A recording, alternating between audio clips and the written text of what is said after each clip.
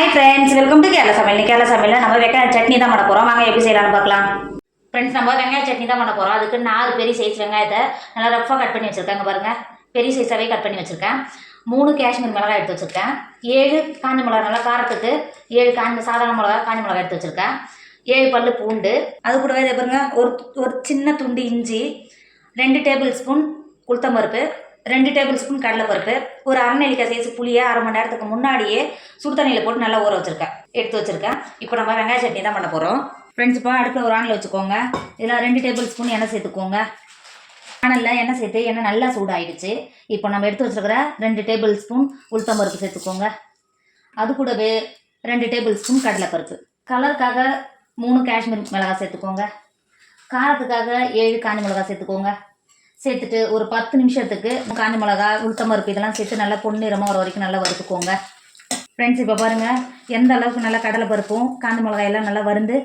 உடனே நல்லா வாசனை வர ஆரம்பிக்கும் இந்த அளவுக்கு வறுந்தாவே போதும் இப்போ ஒரு சின்ன துண்டு இஞ்சி எடுத்து வச்சோம்ல அதுள்ள சேர்த்துக்கோங்க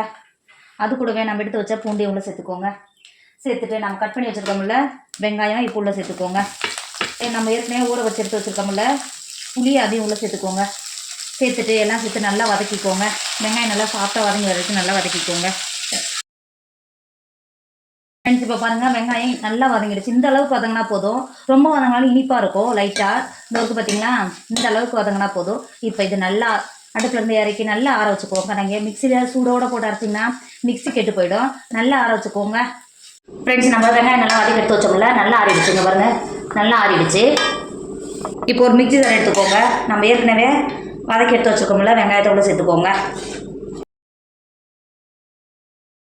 இப்போ மிக்ஸியில் சேர்த்து கொடுத்துட்டு அது கூடவே ஒரு தண்டு கருவேப்பிலை சேர்த்துக்கோங்க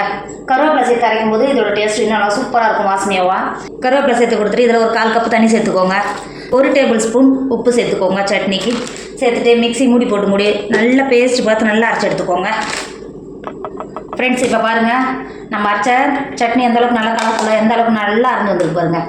இப்படி தான் இருக்கணும் இப்போ பார்க்க எவ்வளோ ஒரு சூப்பராக இருக்குது பார்த்தீங்களா அரைச்சி முடிச்ச உடனே இதோட வாசனை அவ்வளோ ஒரு சூப்பராக இருக்கும் நம்ம கடலைப்பருப்பு எல்லாம் சேர்த்ததுனால இதோட வாசனையும் டேஸ்ட்டும் அவ்வளோ ஒரு சூப்பராக இருக்கும் இப்போ ஒரு பவுல் வச்சுக்கோங்க நம்ம அரைச்ச சட்னியை ஒரு பவுலில் மாற்றிக்கோங்க இப்போ சட்னிக்கு தேவையான தண்ணி சேர்த்துக்கோங்க நான் மிக்ஸியில் அரைச்சிருந்தேன் அதிலே தண்ணி சேர்த்துக்கிறேன் தண்ணி சேர்த்து கொடுத்துக்கோங்க சேர்த்து கொடுத்துட்டு நல்லா கலந்து கொடுத்துக்கோங்க சட்னியோட நம்ம எந்த அளவுக்கு நம்ம தண்ணி சேர்த்தாலும் நல்லா இது கெட்டியாக வரும் நம்ம கடலைப்பருப்பு உளுத்த பருப்பு சேர்த்துக்கிறதுனால கெட்டியாகவே இருக்கும் இப்போ சேர்த்துட்டு நல்லா கலந்து கொடுத்துக்கோங்க வெங்காய சட்னி ரெடி ஆகிடுச்சு இப்போ இதுக்கு ஒரு சின்னதாக ஒரு தாளிப்பு ரெடி பண்ணிக்கலாம் இப்போது சட்னி தாளிக்கிறதுக்கு அடுப்பில் சின்னதாக ஒரு மணல் வச்சுக்கோங்க இதில் ஒரு குழி கலந்து எண்ணெய் ஊற்றிக்கோங்க சேர்த்து எண்ணெய் நல்லா சூடாகிடுச்சு 1 டேபிள் ஸ்பூன் உளுத்தம் பருப்பு சேர்த்துக்கோங்க அது கூடவே 2 காஞ்ச மிளகாயை உடச்சி உள்ள சேர்த்துக்கோங்க சேர்த்துட்டு உளுந்து நல்லா பொன்னிறமாக வர வரைக்கும் நல்லா வறுத்துக்கோங்க லோ ஃபில்ல வச்சுட்டு உளுந்து சேர்த்து நம்ம தாளிக்கும் போது இடையில கடிக்கும் போது இது உளுந்தோட வாசனை அவ்வளோ ஒரு சூப்பராக இருக்கும் இப்போ பாருங்கள் உளுந்து எந்த அளவுக்கு நல்லா பொன்னிறமாக செவந்து வந்திருக்கு இப்போது 1 டேபிள் ஸ்பூன் கடுகு சேர்த்துக்கோங்க கடுகு நல்லா பொரிஞ்சு வந்துருச்சு அது கூடவே ஒரு கைப்பிடி அளவு கருவேப்பிலை சேர்த்துக்கோங்க சேர்த்துட்டு ஸ்டவ் ஆஃப் பண்ணிக்கோங்க நம்ம தாள் சேர்த்த